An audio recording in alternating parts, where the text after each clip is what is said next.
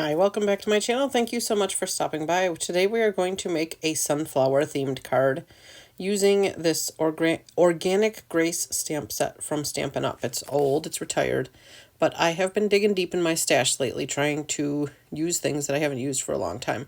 So we are going to make our own pattern paper, and I'm just stamping this in the Gina K Amalgam Black ink. And I wanted to talk really briefly, since we're using so many things from our stash that haven't gotten love for a long time.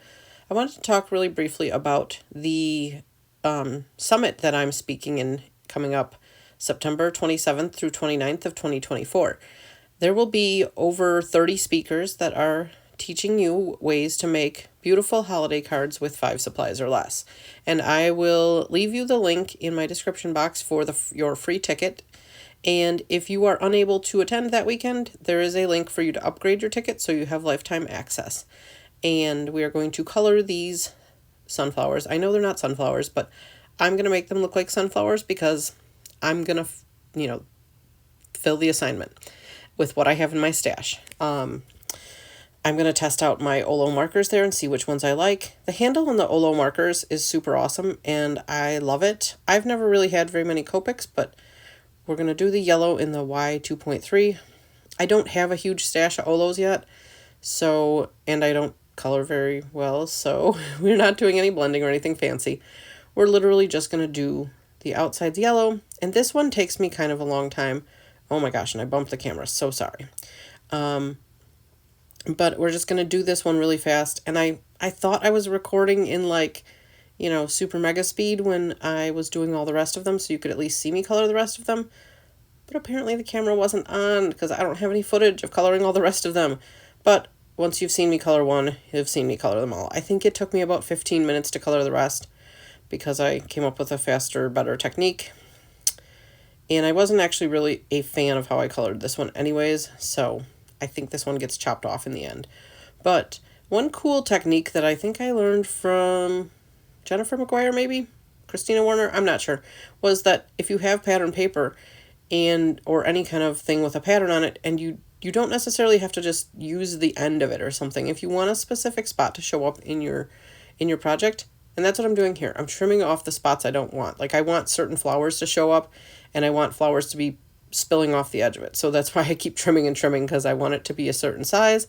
I think I want it to be 4 by 5 1/4, so that it will layer nicely on a A2 card, which is 4 1/4 by 5 1/2. And I had footage of making that round sentiment you saw there a second ago, but I didn't end up liking it. Once I put it on the card, I didn't like it. So I decided I was going to make some bigger flowers. Yes, I realize, probably also not sunflowers, but we're going to do what we can do here. And this is what I'm going to do with this. We're going to make this be a template for my Misty. So we're going to put that down in the corner of the Misty, and then we'll use the punched out piece to basically, you can take it in and out, and you don't have to keep lining up your stamp.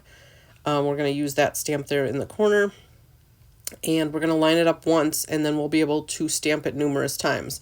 I didn't actually do that great of a job lining it up the first time, but I still used it anyways. I'm going to use, the first time I'm going to do this, I'm going to do it with chocolate chip ink, and then we're going to see how we like it, but I think we actually end up using the chocolate chip ink from Stampin' Up. Yep, there's the chocolate chip.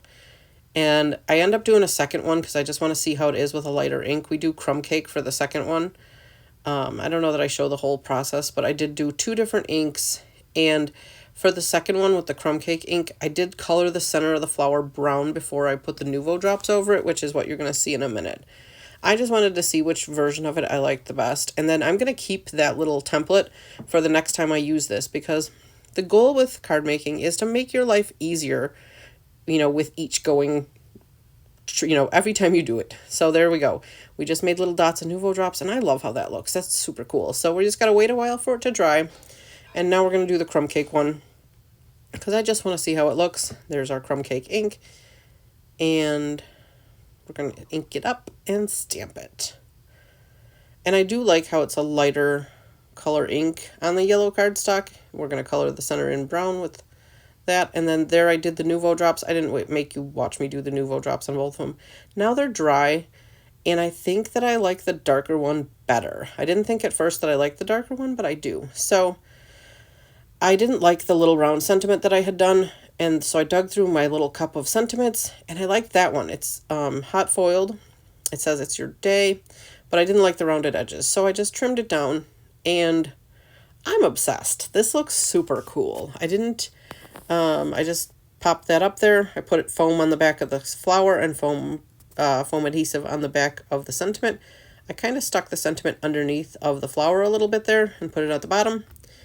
And then we are going to put it on a card base. I put it on like a burgundy-ish card base, and see there, I popped it up on foam.